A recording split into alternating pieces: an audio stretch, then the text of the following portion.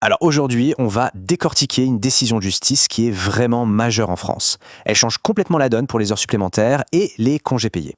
C'est une histoire, vous allez voir, de calcul, de droit européen, et puis on va appeler ça un bug qui a pénalisé les salariés pendant très longtemps. Allez, on plonge tout de suite dans le vif du sujet. Est-ce que prendre des vacances peut annuler ces heures supplémentaires? La question elle a l'air complètement absurde, et pourtant, jusqu'il y a très peu de temps, la réponse pouvait être oui. C'est ce paradoxe, ce truc complètement fou, que la Cour de cassation est venue corriger. Comment est-ce qu'une semaine de repos, pourtant bien méritée, pouvait tout simplement effacer une semaine de travail hyper intense? C'est ce qu'on va voir ensemble. Voilà, tout le changement, il est là.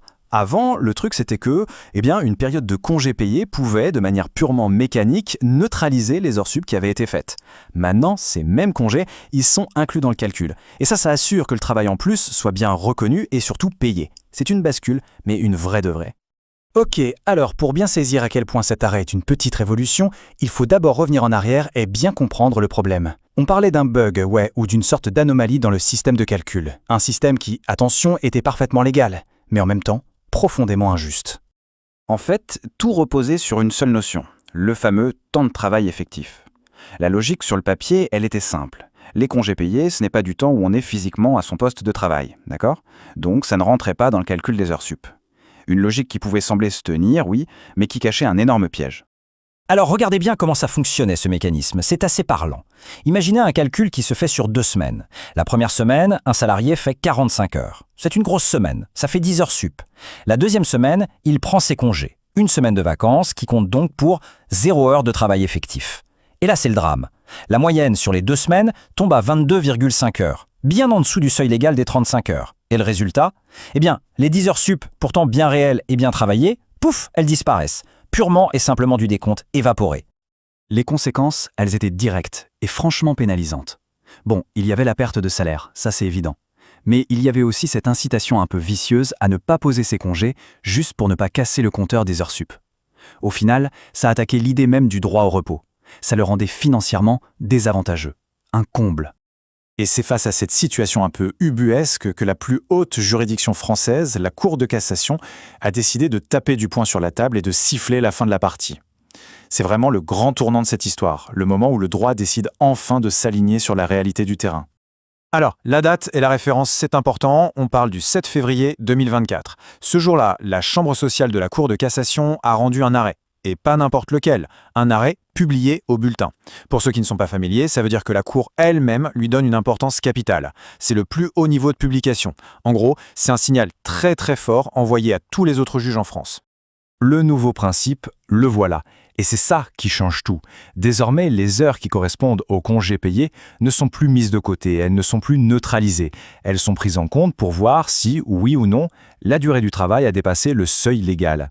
Pour le dire plus simplement, c'est fini, on ne peut plus se servir des congés pour faire disparaître les heures sup. Fini le tour de passe-passe.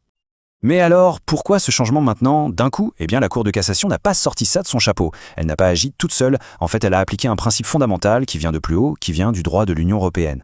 Et tout part de cette phrase, prononcée par la Cour de justice de l'Union européenne. Écoutez bien, le salarié ne doit subir aucun désavantage financier lié à l'exercice de son droit à congé. C'est la clé de tout. Ça veut dire que le droit aux vacances, ça ne doit pas être juste un truc écrit sur le papier. Si le fait de prendre ses congés fait perdre de l'argent, même de manière indirecte, ce droit n'est plus réel, il n'est plus effectif. Et donc toute mesure qui décourage de prendre ses congés est tout simplement contraire au droit de l'Union. C'est aussi simple que ça. Et ça illustre parfaitement la hiérarchie des normes, la mécanique juridique qui est en jeu ici. Tout en haut de la pyramide, on a la charte des droits fondamentaux de l'UE. Ensuite, la Cour de justice européenne, la CJUE, vient interpréter cette charte et dit ce qu'elle veut dire concrètement. Et à la fin, la Cour de cassation en France, elle applique ce qu'on appelle le principe de primauté du droit de l'Union. C'est-à-dire qu'elle est obligée de mettre de côté la règle française si elle entre en conflit avec l'objectif européen.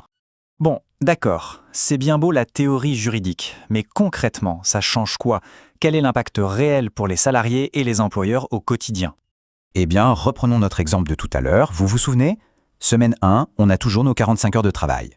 Semaine 2, une semaine de congé, mais attention, cette fois-ci elle est comptée pour 35 heures. Du coup, le total sur les 2 semaines, c'est 80 heures, ce qui nous fait une moyenne de 40 heures par semaine. Et là, magie! La moyenne dépasse bien les 35 heures et nos 10 heures supplémentaires sont enfin reconnues et surtout payées. Le bug est enfin corrigé.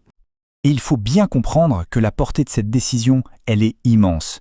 Le message que la Cour de cassation envoie au juge des prud'hommes, il est d'une clarté absolue. En gros, elle leur dit « Vous devez laisser inappliquer toute norme interne contraire au droit de l'Union ». C'est direct, c'est une instruction claire et nette qui va cadrer tous les futurs conflits sur ce sujet. Donc, pour résumer, qu'est-ce qu'il faut retenir de tout ça? Premièrement, une rémunération plus juste pour les salariés. Deuxièmement, le droit au congé est maintenant protégé contre toute pénalité financière. Troisièmement, les employeurs, eux, vont devoir mettre à jour leur logiciel de paie et leur gestion du temps. Et enfin, et c'est peut-être le plus important, ça renforce de manière spectaculaire la primauté du droit européen dans les litiges du quotidien en France. Alors on pourrait se dire que tout ça c'est juste une correction technique, un petit bug informatique résolu. Mais en protégeant un droit aussi fondamental que le repos face à des logiques purement financières, est-ce que cette décision ne pose pas une question bien plus large? Une question sur l'équilibre des forces dans le monde du travail et sur ce que signifie vraiment aujourd'hui le droit au repos. C'est une question qui, elle, reste bien ouverte.